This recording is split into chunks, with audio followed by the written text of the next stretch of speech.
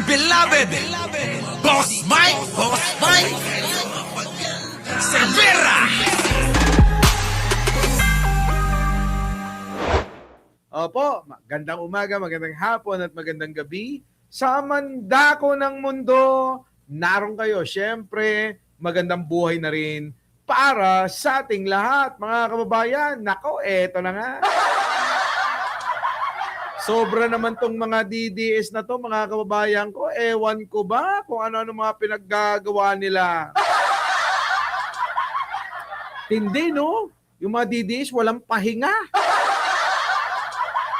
Kung tayo, mga kababayan ko, bakasyon, di ba? Unwind, ganyan, ano? Pagala-gala, padagat-dagat. Sila walang tigil talaga. Grabe, walang pahinga. Kahit na January 1, kahit na Paskong Pasko. Hala, grabe.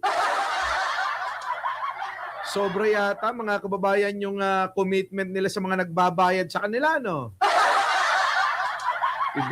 Ibang klase, oh. Oy, ikaw naman, papaisa-isa mo sa akin, napakarami nyo. Ninang, Lilito Nini. Oy, paano na? Baka nakakalimutan mo, ninang kita. Yung iyong pamasko. Bagong taon na. Grabe, no? Oh, yan, nasa si Bato, nako, natagpuan na. Yari! Pero mga kababayan ko, napakaraming banat ng mga DDS. Walang pinipiling araw, walang pinipiling pagkakataon. Kahit na nagdidiwang tayo ng Noche Buena, kahit na nagpapaputok tayo ng mga paputok para salubungin ang 2026, sila kakaiba! Oo, kakaiba. Walang January 1, walang Noche Buena, tira ng tira. Isa na nga dyan, mga kababayan ko, itong kay Boying Remulla, kinakalat daw nila, mga kababayan ko, na patay na. Alam nyo, mga kababayan ko, kahit naman ayaw natin kay Boying, hindi naman natin gagawin yun.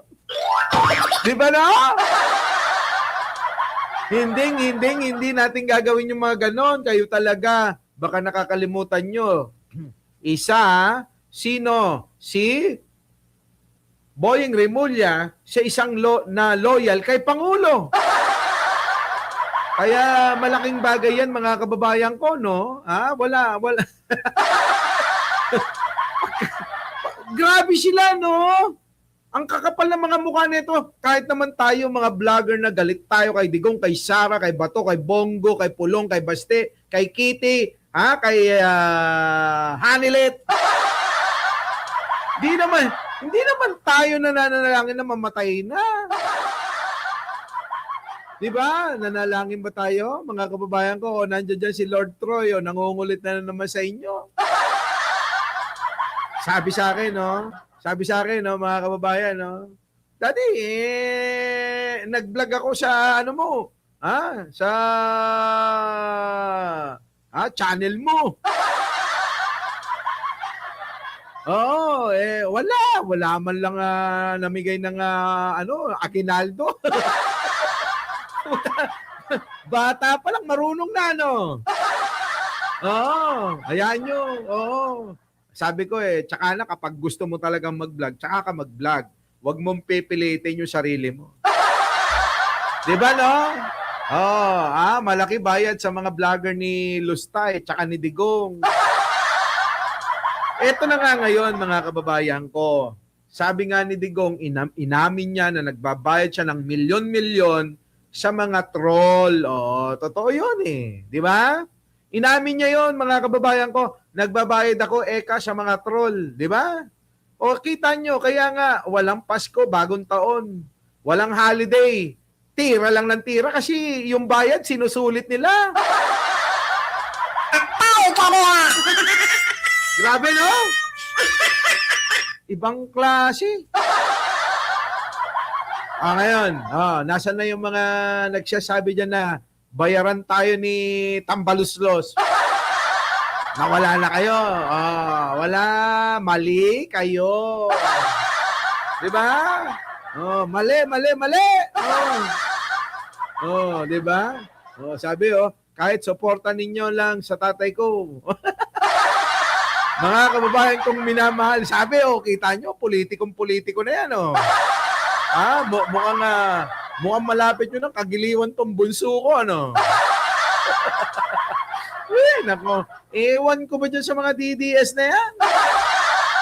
Ibang klase, no? Ibang klase. Yun.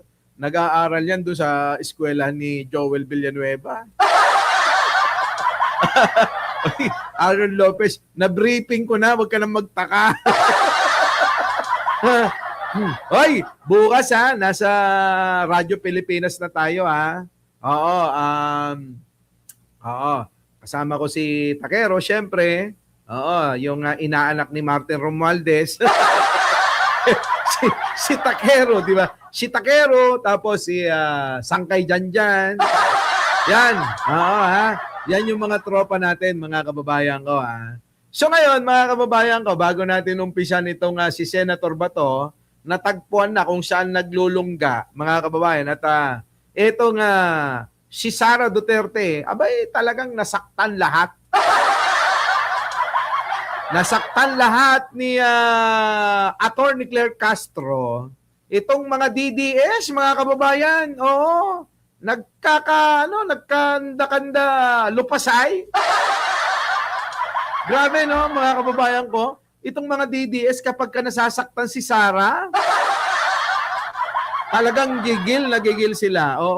Gigil na gigil. Nandiyan pa nga na may pagbabanta na, kay Yussi Claire Castro, talagang pati yung mga kaibigan nating mga dati, na nasa kabila pa rin, mga kababayan, naapektuhan sila. ibang klase, mga kababayan, yung pagkakaapekto. Malupit. Ibang klase. Pero bago natin to umpisan, mga kababayan ko, nais ko pong i-shout out yung ating mga kababayan sa Kuwait. Mga kababayan ko, dahil meron tayong mga kaibigan na nagpapatrol ngayon sa iba't ibang panig ng mundo, mga kababayan ko, nais kong i-shout out itong ating mga kababayan OFW. Ano po? Para sa kanila po ito. Eto na. Pa-shout out. Doris, dito sa Kuwait, Kusinang Pinoy Restaurant. Salamat, boss. Ito nyo. Ate! Kita nyo. Wala akong confidence. Ito namang ating patroller, mga kababayan. Binibigla yung mga kababayan natin. Ano? Ayun. Ano na ba? Ayan na. Ito yung mga kababayan natin. Isa pa, Boss Mike. Boss. Support the President para sa Pilipinas po. Huwag nating hilahin pababa. Yan. Ayos naman ang kanyang ginagawa. PBBM tayo. Ayun. Yun. Diba? Ako isang pinklawan, pero ako nagsasabi ng totoo. Nakikita ko kumikilos siya, di ba? Alam nyo, mga kababayan, kung saan na nakakarating yung aking pagmumuka. Grabe, mga kababayan ko, sa Victory Mall, tawag sa akin, Bingador. Buti na lang yung mga kababayan nating mga Muslim na taga Mindanao diyan sa may Victory Mall, mga tuwan-tuwa sa atin.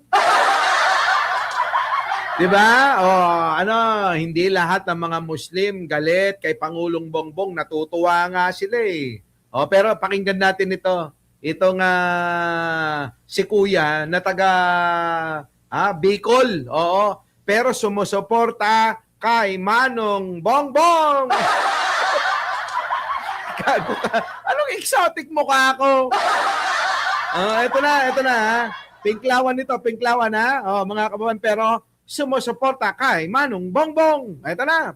Pasok! Ayan, boss. Support the President para sa Pilipinas po. Huwag nating hilahin pababa. Maayos naman ang kanyang ginagawa. Correct. PBBM tayo. Ayun. Yun. Kita nyo? Ako isang pinklawan, pero Oh. ako nagsasabi ng totoo. Nakikita ko kumikilos siya, di ba? Oh. Wala yung flood control na yan kung wala siya. Hindi niya i-open yan, hindi niya maisasiwalat, di ba? Kung hindi totoo. Kita nyo kahit yung mga pinklawan, sumusuporta kay Manong, wag ka lang sa membro at kulto ni Duterte. Kapag ka membro ka ng kulto ni Duterte, sarado utak ng mga yan. Para sa kanila, si Duterte ay Diyos. Oo, Diyos yan. Oo, kaya nga minsan, kapag ka may mga nananalangin, nagdadasal daw para kay Digong, ay peke yun. Hindi mga tunay na mga membro ng kulto ni Duterte yun. Tama ba? Tama ba mga kababayan ko? Kasi maraming mga nananalangin para kay Digong na sana daw makalabas na, etc. etc. Ano? Mga kababayan ko, yung mga nananalangin na yon, wala yun. Mga peking mga kulto ni Duterte. Ang tunay na kulto ni Duterte, yung pong kulang na lang gahasain yung karton na imahe ni Digong. Yun, yung kulang na lang Yut-yutin ba nila yung karton? Yun! Oo, ganun nga yun, Ninang Lilito Nini. Ha? Kapag ka ganon ang style ng DDS, yun, yung membro ng kulto talaga. Pero yung mga nanalangin ng ganon, bala kayo. Mga kababayan ko, peke yun. Bakit kayo nananalangin? Si Digong walang Diyos yun. Kaya peke. Nakuha nyo, Teresita Tan, nakita mo ha? Oy, ikaw, makinig ka ha. Arnold Lopez, Alicia Doran, Lucy Minigawa, Ai Chang, Christine Estacio, Alicia Doran, Bernie Bernabe, Pachuchay. Ulitin ko lang para maunawaan yung lahat. Kapag ka ang isang DDS na nanalangin kay bro, peke yan, hindi yan membro ng kulto ni Duterte. Malamang yan, gusto lang makita sa camera. Diba? Winterhan, Luisa Macmellon, at Attorney Empoy, Pero, kung ang DDS, mga kababayan, ay ginagawang, yung imahe ni Digong ay katabi sa pagtulog, nakikipagkape, habang kumakain sila, kinakausap nila, yun ang totoong kulto ni Duterte. Tama? Yun ha. Ngayon, alam nyo na. Bakit ko nasabi? Bakit ko nasabi na may peke at may totoo? Kasi mga kababayan, unang-una sa lahat, si Digong hindi naniniwala sa Diyos yun.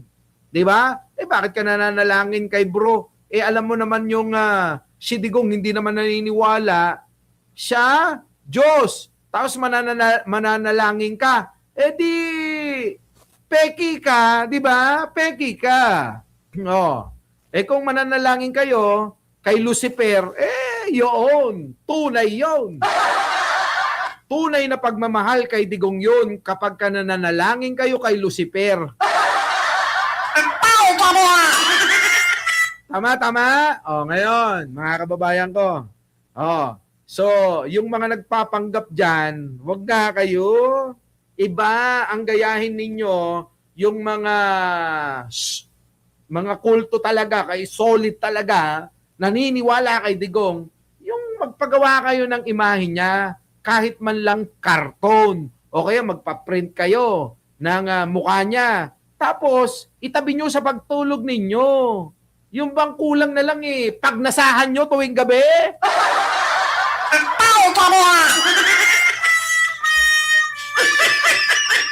Uy, di ba may nakikita akong ganun, pinagnanasahan yung litrato ni Digong.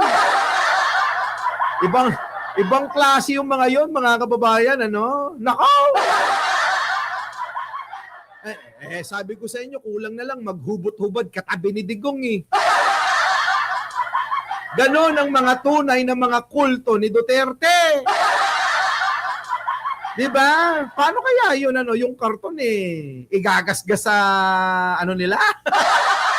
Tao pa mo ha! Diba? Nagkakasya na lang sa inyo, no? Oo, nandito na si Boss Ellen, no? Sana all.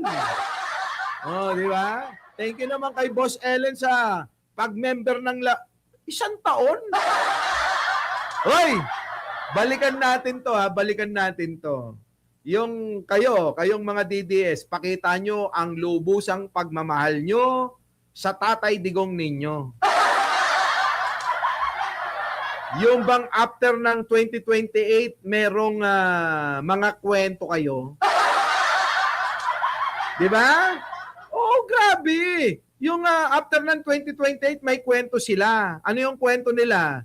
Putik na yan, katabi nila. Tapos mga kababayan, pagkatapos ng matabihan, gabi-gabi yung mga litrato, may kwentong talaga namang nag-cam. Ang tao pa mo ha! Putik na yan, paano kaya yun,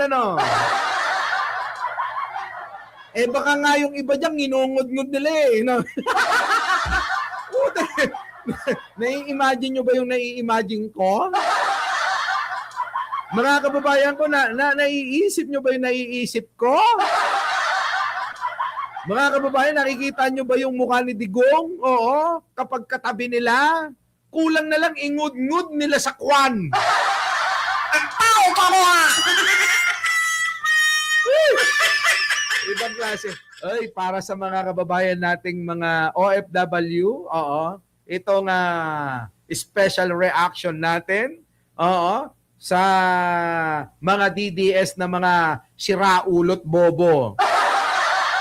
Nangako ko sa inyo, hindi na ako magmumura tulad ng dati, sinulit lang natin yung 2025 kasi sobra talaga yung murahan dyan.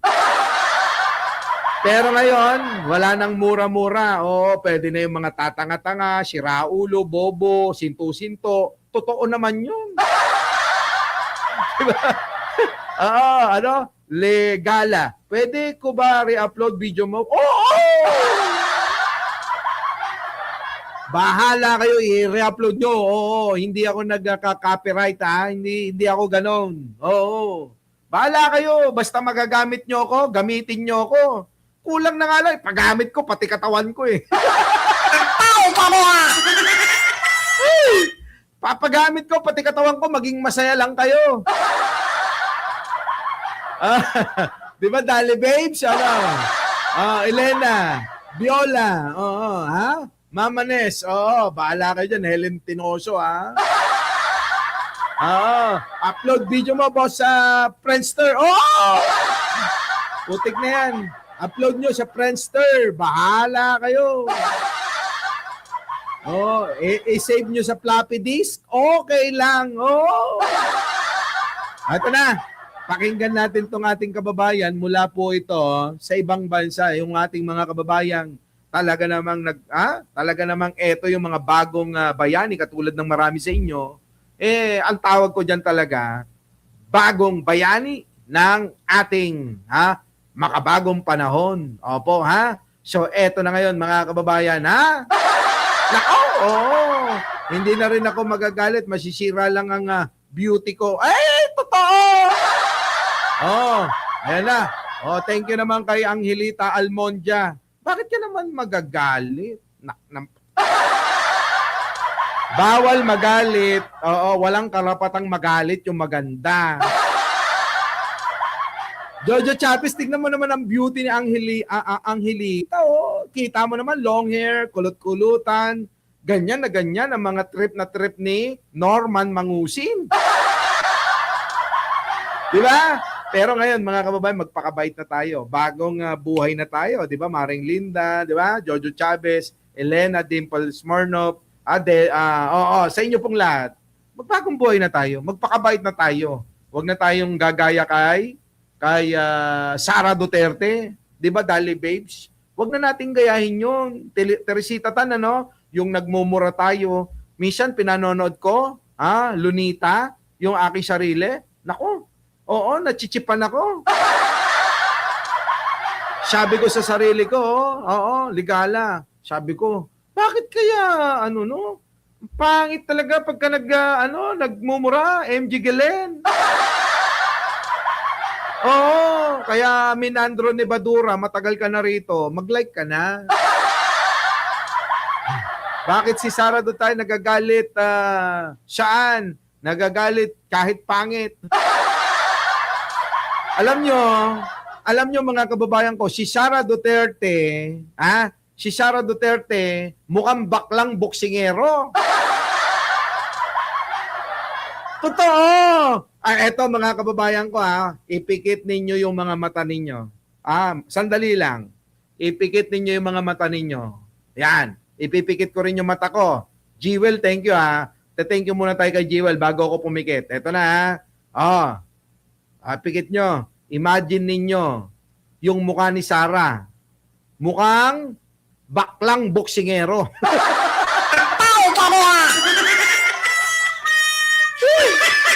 Di ba? Tama mga kababayan ko. Grabe naman baklang mataba na boksingero. Tama? Ulitin nyo ulit mga kababayan. Ipikit nyo yung mga mata ninyo, tas imagine ninyo si Sara Duterte. Mukhang baklang boksingero talaga. Hindi maitatanggi ng inyong imahinasyon na kapag ka inisip nyo siya, mukha talagang boksingerong bakla. Grabe! Eto na. Dito na tayo sa kababayan natin. Kanina pa nakapikit pala. Sorry naman. Eto na.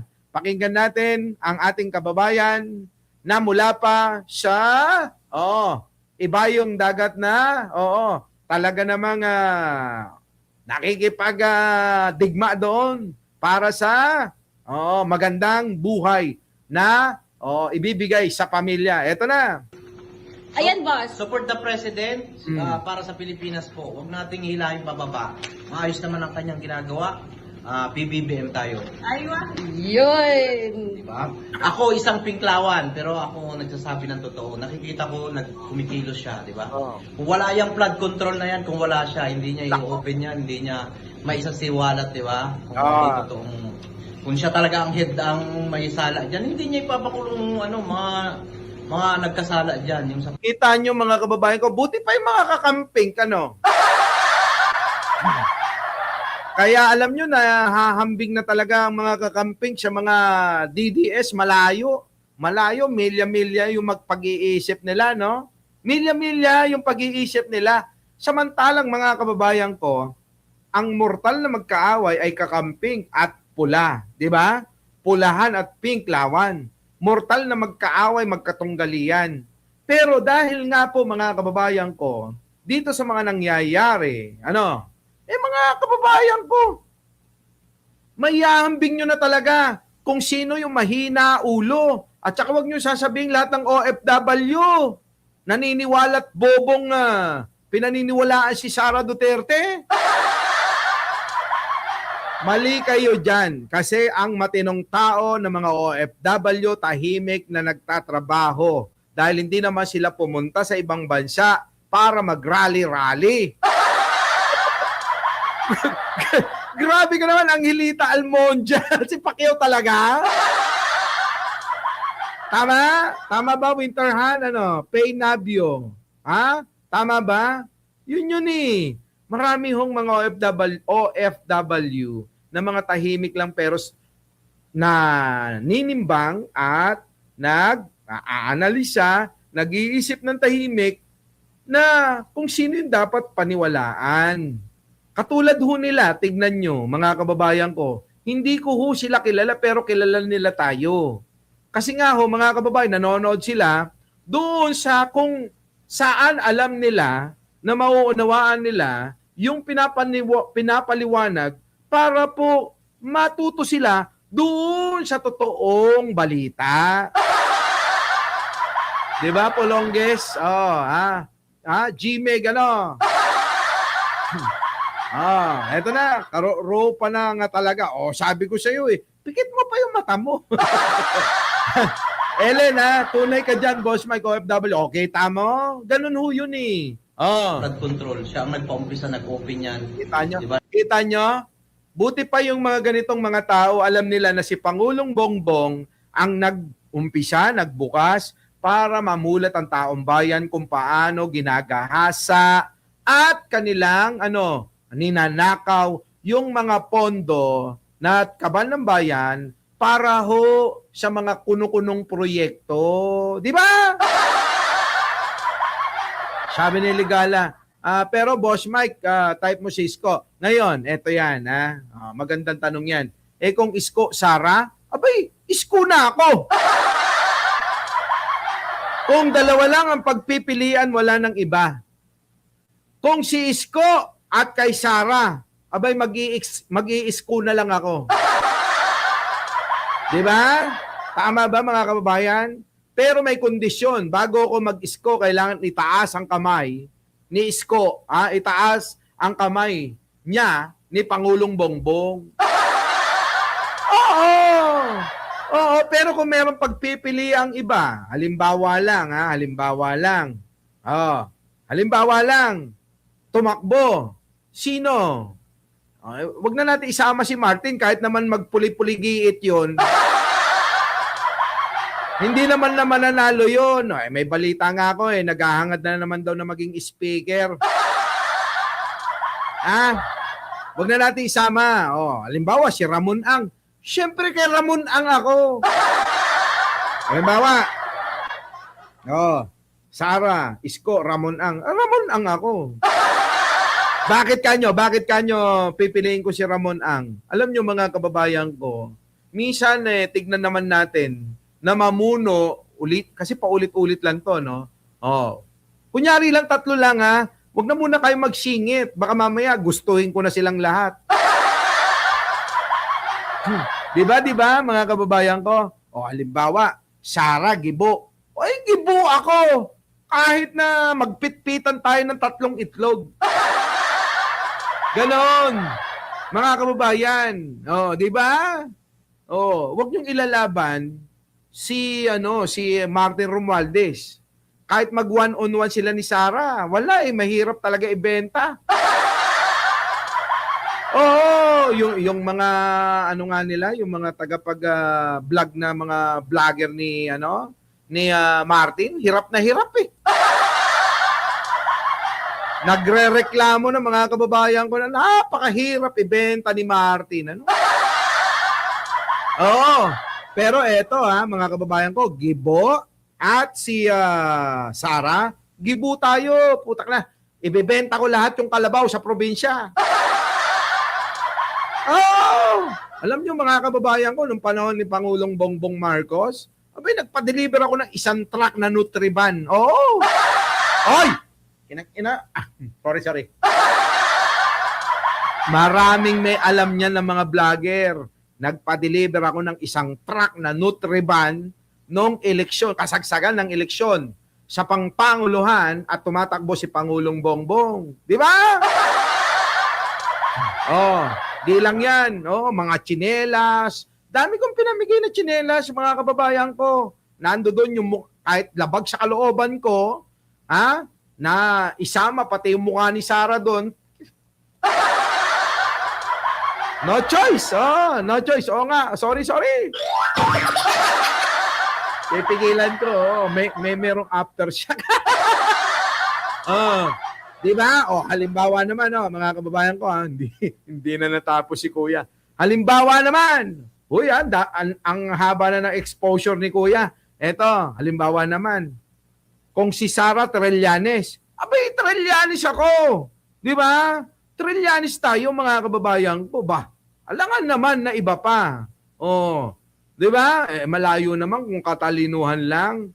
Iuubra nyo kay Trillanes, Sara Duterte. Layo. Eto nga mga kababayan ko. Isipin nyo maigi.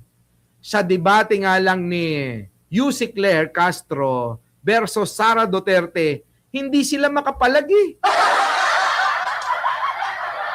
Napansin nyo ba? Iwas sila sa debate. Iwas ang mga DDS pagdating sa laban ng debate kung si Sara ang ihaharap nila. Mga kababayan, wale.